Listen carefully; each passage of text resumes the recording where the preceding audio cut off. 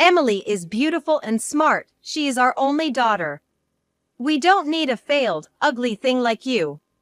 Saying that, my parents, with my sister in tow, left our house, leaving behind me, just 14 years old at the time. Being explicitly told I was unwanted, tears overflowed. Always compared to my sister and deprived of love, as a child, I had no choice but to cling desperately to my parents to survive. But never did I imagine they would leave me behind and walk out. What was I to do now? Then, I remembered my grandfather, who doted on my sister and me when we were younger. "Grandpa! I was abandoned because I'm ugly. Help me!" "What are you talking about? Don't worry.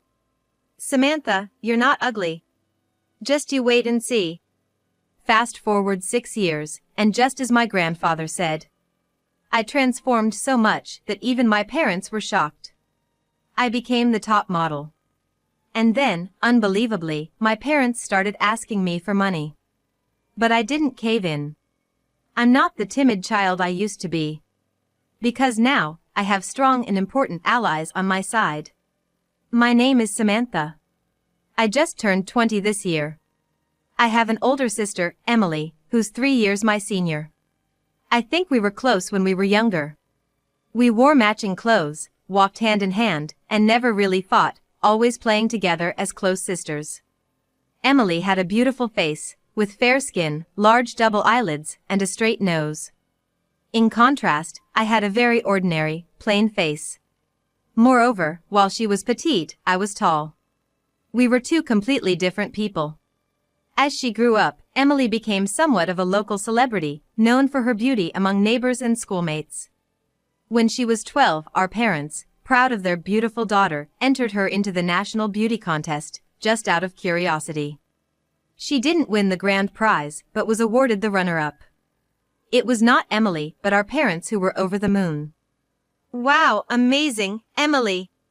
You could become a supermodel. Or maybe an actress. Thanks to Emily, we'll be rich," they exclaimed joyously. Of course, when Emily became the runner-up, I too jumped for joy with her. "Big sis, you're amazing. Anyone can see how cute you are. I'm so proud of you." "Thank you. Samantha, you're cute too. You're tall, you'd be more suited to modeling," she complimented me. I was truly happy to be praised by my sister. Emily then slowly started modeling. She wasn't in high demand immediately, but as a kid model, she got called for a few magazine shoots. As these days went by, my parents began to neglect me. Until then, I thought they were normal parents. They seemed to care for us both equally. But their attitude changed drastically after the beauty contest. I was aware of this change, even as a child. At mealtimes, delicious food was laid out in front of Emily's seat. In addition, Mom would calculate calories to ensure she didn't gain weight, planning a diet with her health in mind. But all I got was ramen noodles. Even during dining out or vacations, they would only take Emily, leaving me behind. Can you believe it? This situation, I mean. Back then, I was just a grade schooler. My mom always dressed in designer brands, and my dad drove a fancy imported car. Yet, in front of me, they'd say, "We don't have money for your food," or "We can't afford to take you on trips." They said, "Emily is going to be an actress or a model and take care of us in the future. We want to feed her well and make lots of family memories on trips now. But you, Samantha, you're just gonna be an average Joe. It's a waste to spend money on you." But leaving a young daughter alone at home to go on a trip would be a huge issue if it got out. Not wanting my parents to get caught, they usually limited their trips to 1 or 2 nights, leaving me with some instant ramen and money for food. They never bought me clothes either. I always wore Emily's hand-me-downs. They always bought cute clothes for Emily. Emily, concerned for me, once said, "This dress looks better on you, Samantha, so I'll give it to you." It was a really cute dress, and I was over the moon. But when my dad found out I got the dress from Emily, he was furious. "Why are you wearing that dress? Did you steal it from your sister?" "Dad, no. I gave it to her. Emily quickly covered for me, but Dad's anger didn't subside. That dress only suits Emily. It's a pity to see you wearing it. Give it back right now, he demanded. Suddenly being yelled at, I, still quite young, was terrified. But Emily stood up for me, saying, I love Samantha. Don't talk to her like that. Okay, sorry, Emily dear, don't be mad. Dad said, apologizing only to Emily, never to me. Emily looked at Dad with contempt, but he seemed oblivious to it. After that incident, Emily tried to interact with me as little as possible in front of our parents. Maybe she felt responsible for getting me yelled at for giving me the dress. But despite such harsh discrimination in my childhood, I had happy moments. Dad was always late coming home from work, but Mom was a stay-at-home mom, always around. So, after my parents had gone to bed, Emily would sneak into my room at night. We'd chat and hang out, just like old times. Those moments with my favorite sister were precious to me. But then, there were times I'd call hellish. That was when Emily had piano lessons. Dad once said, if she's beautiful and can play piano, she'll be unbeatable, and made her take piano lessons. As for me, I knew they wouldn't bother with lessons for me, so I never asked. Of course, my parents weren't interested in me and never suggested anything. So, when Emily went to her weekly piano lessons, it was just Mom and me at home. Without Emily to protect me, Mom's attitude towards me got even worse. One day, she said, Emily is so cute, but you, Samantha, you just have such an average face. Huh? I was so frustrated and sad I couldn't stand it. Stop comparing me to Emily, please. Gathering all my courage, I tried to stand up to my mom for the first time. Tears spilled from my eyes without me even realizing it. Seeing me like that, my mom laughed. What's with that face? You look even uglier when you cry. Who on earth did you take after? I mean, I am unmistakably the child of my parents, taking after both equally. If anything, it's Emily who doesn't resemble our parents at all, looking nothing like them due to some kind of throwback gene. She's too beautiful. Yet, my parents dote on my beautiful sister, who doesn't resemble them, rather than me, who does. I mustered all my courage to speak up, but their words shattered my heart instantly. After that, I never talked back to my dad or mom again. Months passed in this way. Emily's going to be a high schooler starting in the fall. Being smart, Emily was going to attend a prestigious public school. I wanted to go to the same high school as my amazing sister, but it was a high hurdle. Still, I studied hard. But my mom's words easily shattered my efforts. We're moving to New York soon. I was confused, thinking it was just another trip. But she said, just so you know, we're not coming back. This house will be handed over to someone else in a week. Wait, are we moving? That's right. Emily got scouted by an agent from a famous agency in New York. She'll get to take lessons to polish her acting and expression skills. Then she'll have a chance to audition for dramas and stuff. Mom's eyes sparkled as she spoke. But since it's an agency in New York, she's giving up the high school she was going to attend here and will go to a school in New York instead. Wow, that's amazing, Emily. Then I guess I need to rethink where I'm going to. Thinking about the high school I'd been working hard to get into and realizing I couldn't go there anymore, I felt a bit down. But then, what my dad said next was unbelievable. Huh? What are you talking about? You're staying here. So no need to change your plans for further education. Well, that's if we could even afford to send someone like you to school. What? What do you mean? Aren't we losing this house? Aren't you, Emily, Mom, and Dad all leaving for New York? And what do you mean by affording my education? We're not taking you to New York, and we have no intention of paying for you to go to high school. That's what we're saying. I was confused and couldn't comprehend their words. Wait, so how am I supposed to live from now on? What do I know? You're old enough to figure something out on your own. I was shocked that my dad, at my mere 14 years of age, expected me to fend for myself. But I can't live alone. I can't even go to school. Why is it always Emily who gets everything? I shouted these obvious truths at my parents, hoping they would understand. But, as usual, my mom just laughed at me. Emily will definitely succeed, so if we think of it as an investment for her future, we don't mind spending a lot of money. But you? What do you have? You're just an ordinary person. Do you think someone like you will succeed? Of course not. It's a waste to spend money on you. Stunned by my mom's words, I couldn't hold back my tears. Then my dad added, Emily is the only daughter we're proud of, smart and beautiful. We don't need a failed, ugly thing like you. No matter how unloved or discriminated against, I loved my parents. After all, they were my only mom and dad in this world. I wanted to be loved and tried hard. I thought if I could at least be smart or good at sports, maybe they would care. I wished to be a normal family again like in the past, holding on to hope even as I nearly gave up many times.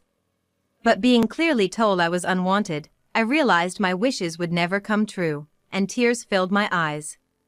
Seeing me crying, my father said, Even if Emily wants to take you to New York, we will never take you with us. If she asks you to come along, you must refuse, got it? But, you want to get in the way of your sister who's finally starting to succeed? If you insist on going to New York with her, we won't have the money for her future. Are you okay with that? Ruining your sister's future. It was an awful thing to say. My father had the audacity to start saying that if I went along, I would ruin Emily's future. Now that I'm older, I know that's not true. It wasn't my fault. I might have been able to say that. But back then, I was too young to stand up to my father's words. Emily wasn't there that day.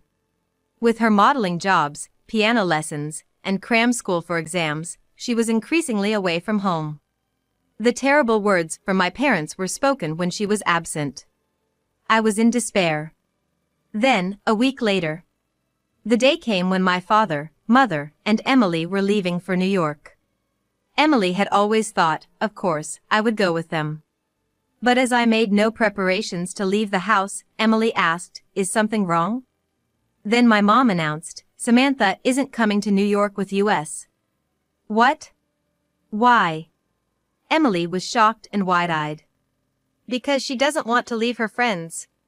But well, of course, she wouldn't want to, she's graduating in a year and wouldn't want to transfer schools now. In front of me, my mother blatantly lied. Samantha, is that true? I wanted to say, no. I want to go with you. But my father glared at me like a demon, and I was too scared to speak. After a while of silence, my father hurried us, Come on. It's almost time for the train. While I stayed silent, I thought about whether I should say I wanted to come. But my heart had already reached its limit. Living every day being compared to my sister was unbearable.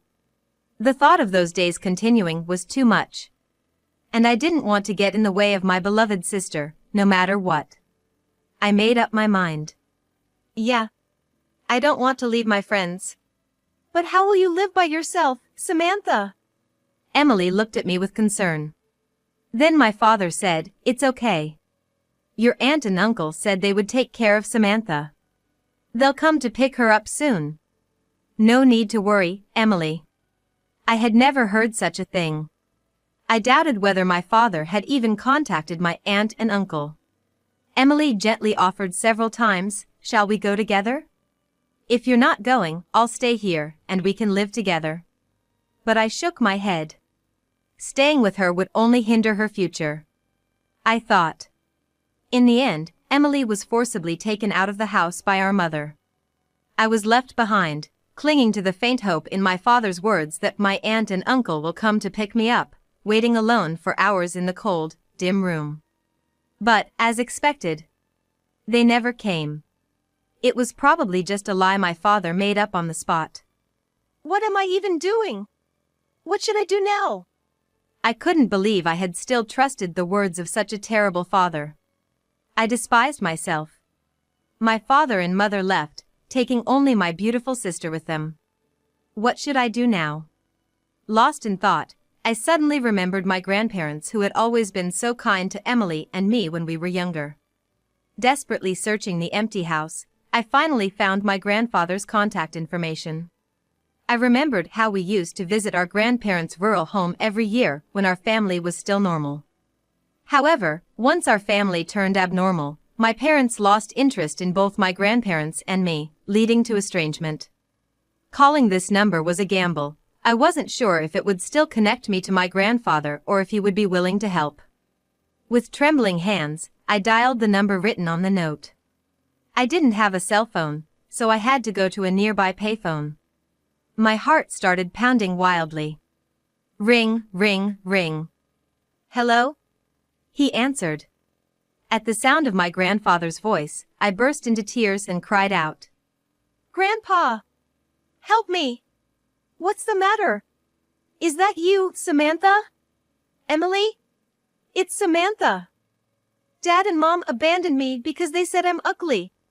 They're living in New York with Emily. What should I do? I pleaded with my grandfather in a trembling voice. Then he said, I'm coming right now. Just wait for me at home. I started walking back home, waiting for my grandfather. The fear of being betrayed again, the fear that he might not come, was unbearable. But a few hours later, my grandfather really did come. And my grandmother was with him. They both looked quite disheveled, as if they had rushed over. Seeing me alone in the empty house with just a few belongings, my grandfather was furious. I'm unwanted. They said they don't need an ugly daughter like me. I couldn't help but cry again as I spoke. Then my grandfather hugged me tightly. Don't worry. How about living with us from now on? And you're not ugly, Samantha. You're such a beautiful girl, my grandmother added. You have a model-like figure. Be confident. You'll see. Samantha will become a wonderful woman that everyone will admire. They held me until I calmed down. After that, I lived with my grandparents. When we got home, my grandfather immediately called my father, but he didn't answer despite numerous attempts. After about 10 tries, it seemed like my grandfather finally got through, but after the call, he was furious, saying, I don't want anything to do with such a heartless man. I didn't know what they talked about, but I could guess it was probably about how they didn't need me or how important Emily was to them. But having my grandfather stand up for me brought some peace to my heart. No one had ever defended me against my parents before, and maybe that's why it felt so good. I had to transfer schools and couldn't attend the high school I wanted to, but living in a warm home where I was greeted with smiles and hot meals every day was blissful. Though I sometimes thought of Emily and my parents, I never felt lonely, thanks to my grandparents' loving care. 6 years passed, and I celebrated my 20th birthday as an adult. I was living away from my grandparents due to work. Today, on my rare day off, I decided to visit my beloved grandparents. They were thrilled to see me, saying, "We've missed you. You've become so impressive." As we were catching up, the doorbell rang, and my grandfather went to answer it.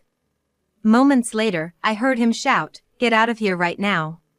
Wondering what was happening, my grandmother and I headed to the entrance, and there, to my shock, were my parents.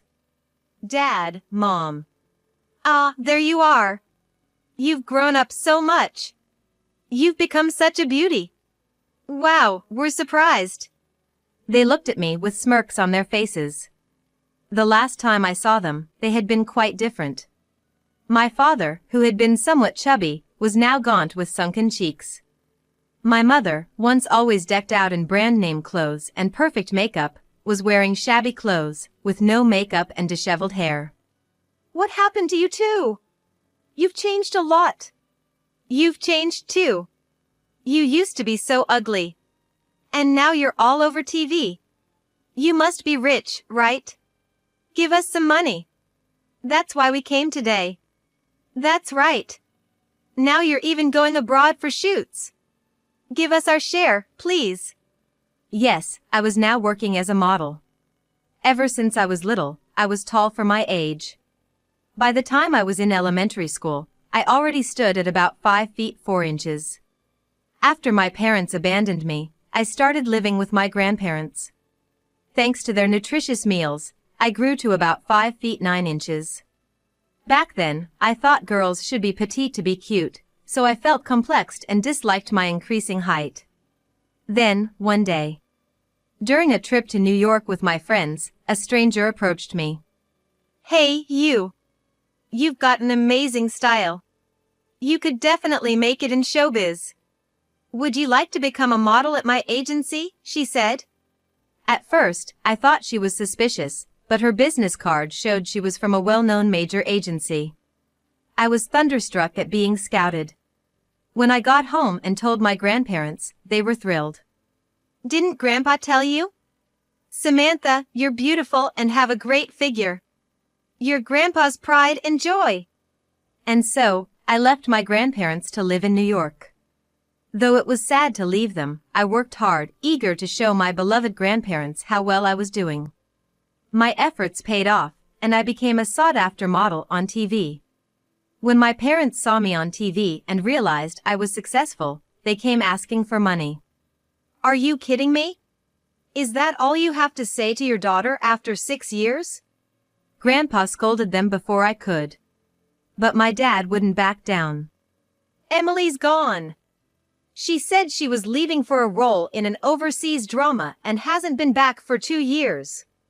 We've tried contacting her numerous times, but no reply. And now, we've run through all the savings Emily made." Hearing this, I burst out laughing. "So you finally spent all my sister's savings?" "What are you laughing at?" my dad snapped. "Because Emily is right here. Long time no see, Mom, Dad." With that, Emily emerged from the back of the house.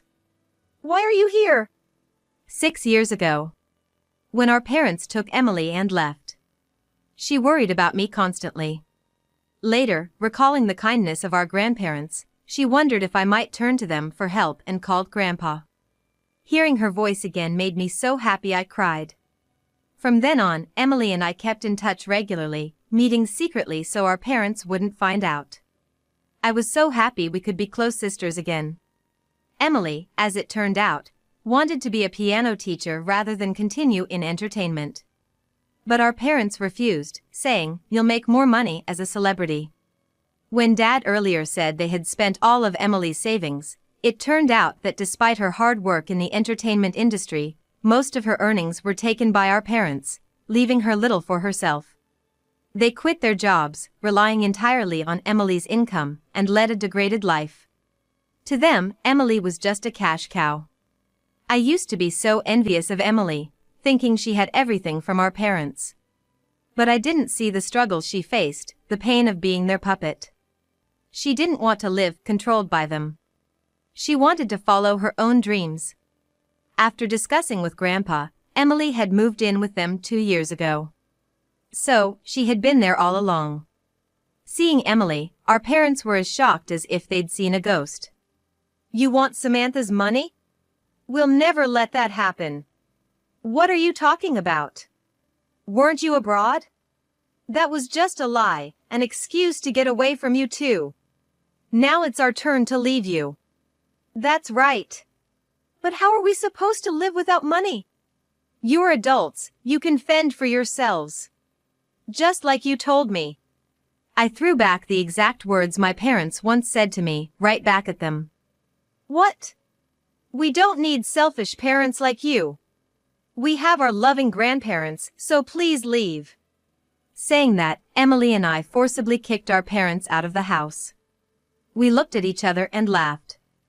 After that, our parents tried to contact our grandparents many times, but they never responded. I don't know how Mom and Dad are living now. To us, they're just strangers, and we don't care. A year has passed since Emily and I turned our parents away.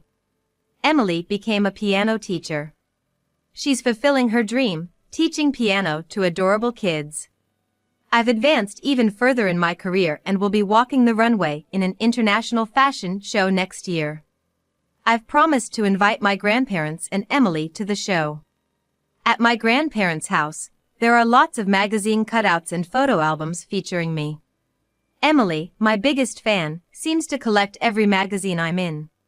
She even attends my autograph sessions. Ah, you came again? It costs money and it's far. I'll sign for you when I come home. I say, but she insists, it's okay. You are so busy, I want to see you at these events. For my kind and adorable sister and beloved grandparents, I want to keep shining as a successful model.